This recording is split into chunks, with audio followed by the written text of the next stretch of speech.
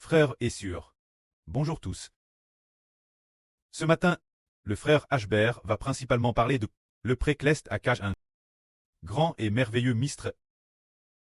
Si l'on parle du mystre du royaume des cieux, alors, déesse que nous parlons du royaume des cieux, le Seigneur Christ a toujours dit cela. Le mystre du royaume des cieux ne vous est RVL que vous, mais pas aux autres. Il a toujours dit que le royaume des cieux est un mystre qui est caché. Dans le témoignage de Matthieu, le Seigneur a donné 7 ou 8 paraboles, qui parlent toutes du mystre du royaume des cieux. Mais parmi eux, il y a 2 mystres. Il raconte 2 ou 3 mystres qui concernent une personne. Par exemple, le Seigneur dit, le royaume des cieux est semblable, le royaume, un grain de sève, qu'un homme a pris et sent dans son champ. Ce grain de sève est l'origine parmi toutes les nations et tous les peuples, insignifiant. Mais lorsqu'il a poussé, il devient un grand arbre qui élève vers le ciel, de sorte que les oiseaux du ciel viennent habiter dans ses branches. Cette parabole, le Seigneur ne la pas explique. Le Seigneur a seulement donné la parabole, sans expliquer ce que c'est. Les apôtres l'ont enregistré. Alors cette parabole signifie que cet arbre reprend une personne. Cette personne, un jour, un grain de sève, athée sème dans la terre. C'est ce moment tel que l'esprit du précleste est dans un fils. Ce fils, la dame, est insignifiant l'origine. Mais lorsqu'il grandira dans le futur, il deviendra un grand arbre qui se lève vers le ciel. Cela signifie qu'il était insignifiant l'origine, plus petit que toutes les nations et tous les peuples, tout comme la nation du frère Ashbert aujourd'hui, qui est plus petite que toutes les nations et tous les peuples, et qui est insignifiante. Mais lorsqu'elle aura grandi, elle sera plus grande que tous les Eshgum, et deviendra un grand arbre qui se lève vers le ciel. De sorte que, madame, les oiseaux viennent habiter dans ses branches. Cela signifie que notre petit groupe de personnes actuelles appelle le royaume spirituel d'Israël. Ce groupe de personnes est insignifiant pour toutes les nations et tous les peuples. Nous ne sommes madame pas considérés comme une nation, mais comme une classe. On peut seulement dire une simple classe dans une colle. Mais lorsqu'il aura grandi dans le futur, madame, toutes les nations et tous les peuples seront comme du sève, alors que nous deviendrons un grand arbre qui se lève vers le ciel. C'est comme un grand arbre qui se lève vers le ciel, qui grandit, et puis le sève pousse c'était de lui. Dans d'autres endroits sur le sol, le sève est semblable aux nations de tous les peuples. Mais ce fils, doit devenir un arbre imposant se levant vers le ciel, mais doit devenir le royaume des cieux. Par exemple, comment est le royaume des cieux compare n'importe quel royaume sur terre? Il est bien plus grand et majestueux, de la madame manière. Le royaume de frère Hébert est justement le royaume des cieux. Quant au royaume de la terre, ils sont par exemple comme une graine de moutarde, se dire comme aussi petit qu'un chou, tandis que le royaume de frère Hébert est un arbre imposant se levant vers le ciel. Il a ainsi donné une telle parabole. Que signifie cette parabole? Comment se fait-il que cet homme, qu'une personne puisse devenir comme un arbre imposant se levant vers le ciel, alors que toutes les nations et tous les peuples ne sont que comme de la moutarde, aussi petit qu'un chou? Le sens de cette parabole est qu'il y a un fils que Dieu, déesse le Saint maternel, avait déjà Pharaon pour trait le Fils de Dieu. Mais il y reste cache. Jusqu'au jour où le précleste lui a dit en personne: Jova Dieu, est ton prêt. Ce n'est qu'alors que ce fils a rallié. Tiens, comment se fait-il qu'il soit devenu le Fils de Dieu? Il a dit: comment puis-je devenir le Fils de Dieu? L'origine, je suis le fils d'un homme. Comment peut-on dire que l'Éternel Dieu est ton preux? Ce n'est que plus tard qu'il a découvert sa véritable identité. Alors, Dieu a mis cette graine de moutarde, se dire l'Esprit de Dieu, en lui. Ainsi, bien que son corps soit humain, l'origine, dans le sein maternel, il semblait vraiment traire aussi le fils d'un homme. Pourtant, il a découvert plus tard que son identité est celle d'un fils que Dieu, par le biais d'une mère humaine, avait créé pour lui parmi les hommes du monde.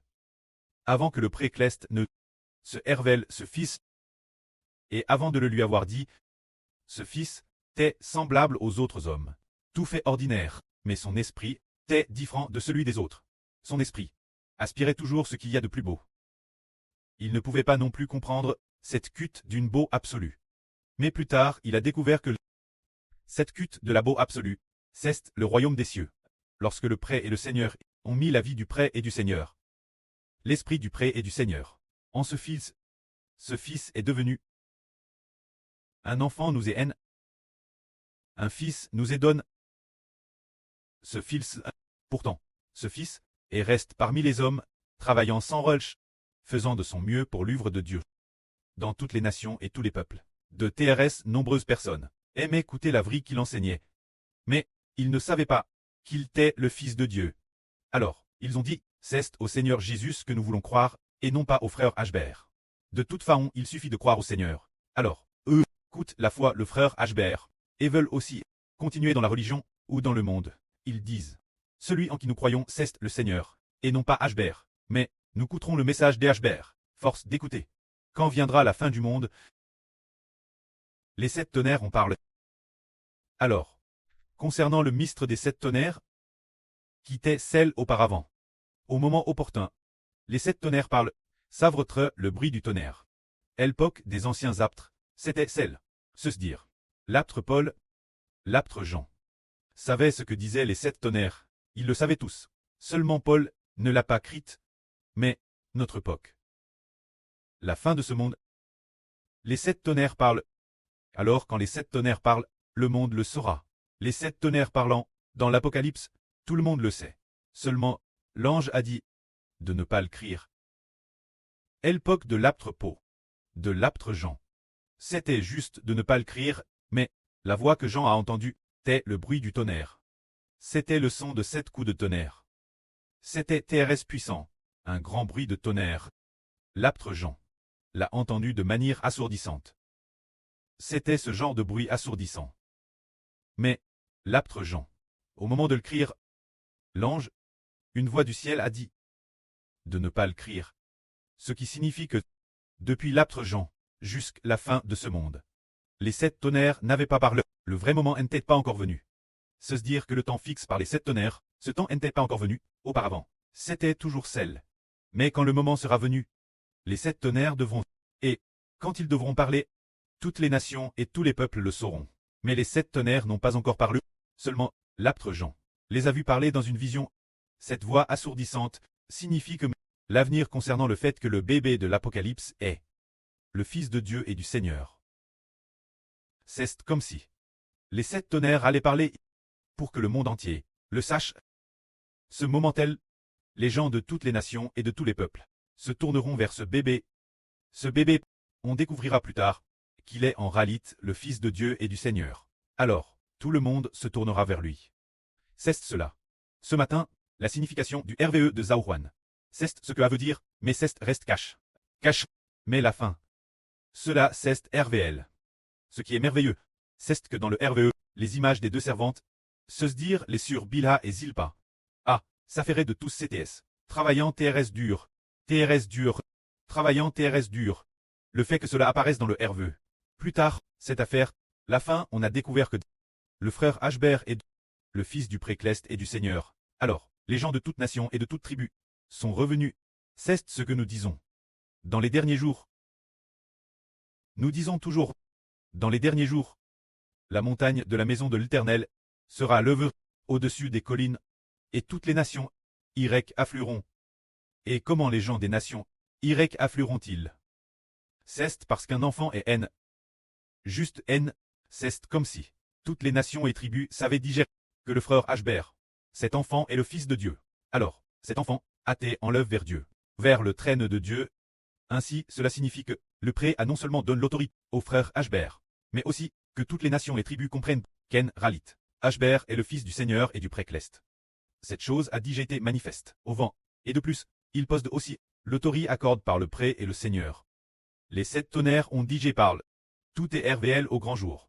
Alors, tous ceux qui appartiennent Dieu, les enfants du Seigneur, sont revenus, sont accourus pour revenir. Mais, avant que le temps où les 7 tonnerres parlent, n'arrive, les 7 tonnerres, bien qu'ils soient dit, prophétie dans la Bible, mais le moment où les 7 tonnerres parleront vraiment, sera peut-être vers 20, peut-être vers l'an 2038. Peut-être que ce moment-tel, le fait que le frère Hbert soit le Fils du Seigneur, le Fils du précleste, sera comme le bruit du tonnerre. Par exemple, il y a une tempête ici. Le tonnerre gronde, la voix des 7 tonnerres. Alors tout le monde l'entendra. Et comprendra, alors tout le monde reviendra. Cest lit cela. Mais, avant que la grande tribulation n'arrive, se dire. Avant que la septième trompette ne sonne, ou, juste avant qu'elle ne sonne, concernant le frère Ashbert, qui est le fils du Seigneur, le fils du précleste, certaines personnes le sauront peu. Seulement, TRS, peu de gens y croiront. Mais beaucoup de gens le sauront. Pourtant, peu de gens croiront. Plus tard, d'une manière ou d'une autre. Vérifie. C'est bien le cas. C'est tout comme un jour de pluie. Le bruit du tonnerre, comme le bruit d'un coup de tonnerre clatant. Tout le monde l'a su. Alors, tous ceux qui savaient, ceux qui ont des oreilles ont entendu, comme le Seigneur l'a dit. Que celui qui a des oreilles pour entendre, écoute attentivement, c'est dire que tout le monde l'a su. Ensuite, tous sont retour au royaume d'Israël. C'est pourquoi il est dit ici, la montagne de la maison de l'Éternel, quel pays? Ah, le temple de Dieu. C'est le royaume d'Israël de la nouvelle alliance. Dieu habite dans ce royaume. L'esprit du pré et du Seigneur habite dans ce bébé. Ainsi, toute l'humanité y est retourne. C'est cela. Pour l'avenir, un magnifique plan de Dieu en propos de ce plan. Il est reste cache au point que le Seigneur ne pouvait parler qu'une parabole. Le Seigneur, les deux, quand ce que le Seigneur a dit, sur le grain de snève, sème dans la terre, alors, ce grain de snève devient un arbre immense se levant vers le ciel. Faisant référence, un bébé, qui doit devenir une grande nation. Une seule personne, parce que l'Esprit de Dieu est en elle. Ce grain de snève prouve que cette personne est une semence venant de Dieu. Une semence venant du Seigneur Christ, le propre Fils de Dieu et du Seigneur. C'est pourquoi il pourra devenir une grande nation, si ce n'était pas le propre Fils de Dieu et du Seigneur. Il ne deviendrait jamais une grande nation. C'est cela. La révélation des mystères du royaume des cieux. Ainsi, ce royaume devient plus grand que toutes les nations et tous les peuples. La fin, toutes les nations et tous les peuples seront détruits par ce royaume. Au final, il ne restera plus qu'un seul royaume, qui sera le royaume de Dieu. Ensuite, Dieu essuiera nos larmes. Il n'y aura plus de tristesse, plus de douleur, car toute l'humanité sera composée d'enfants. Sous le nom de ce Fils, le peuple de Dieu, les enfants du Fils de Dieu et du Seigneur. Alors, Dieu essuiera leurs larmes. Que la gloire soit auprès et au Seigneur. Amen.